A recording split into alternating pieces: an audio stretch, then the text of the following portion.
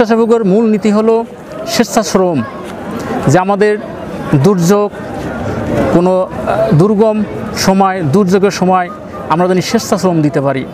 সেই জন্য শহীদ প্রেসিডেন্ট জিয়াউর রহমান স্বেচ্ছাসেবক দল গঠিত করে। দ্বিতীয় আমি স্মরণ করি আমাদের গণতন্ত্রের মা আফুসের নেত্রী বেগম খালেদা জিয়াকে। দীর্ঘ 17 বছর যাকে ফ্যাসিস্ট সরকার অন্ধকার কুঠিঘরে তাকে আটকিয়ে রেখেছে।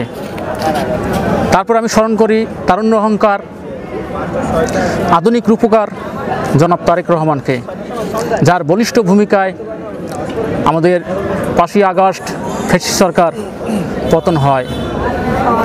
আমাদের স্বেচ্ছাসেবক দলের আজকে কর্মী সভা। আমাদের স্বেচ্ছাসেবক দল আমি দীর্ঘ 17 বছর যাবৎ করি। আমি সাবেক স্বেচ্ছাসেবক দলের জেলার সহসাংগঠনিক ছিলাম। আমি এখন তারেক জিয়ার ঘোষণা ছিল এক নেতার এক পোস্ট, আমি জেলার পোস্ট নেইনি, আমি সদর উপজেলার পোস্ট নেইনি। শুধু তারেক জিয়ার ঘোষণার কারণে আমি আজকে স্বেচ্ছাসেবক দলের 7 নং চরকা ইউনিয়নের সভাপতি আহ্বায়ক ক্যান্ডিডেট। আমি আমার কর্মীদের নিয়ে আজকে আমি সবাই উপস্থিত হয়েছি। আমাদের এখনও অনেক যুদ্ধ বাকি, যুদ্ধ শেষ হয়ে যায়নি।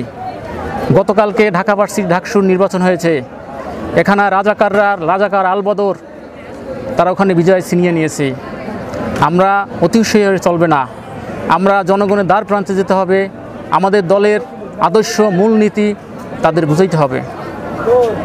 এখানে আমাদের সবাইকে নিয়ে আমাদের ঐক্যবদ্ধ হয়ে মাঠে ঝাঁপিয়ে পড়তে হবে।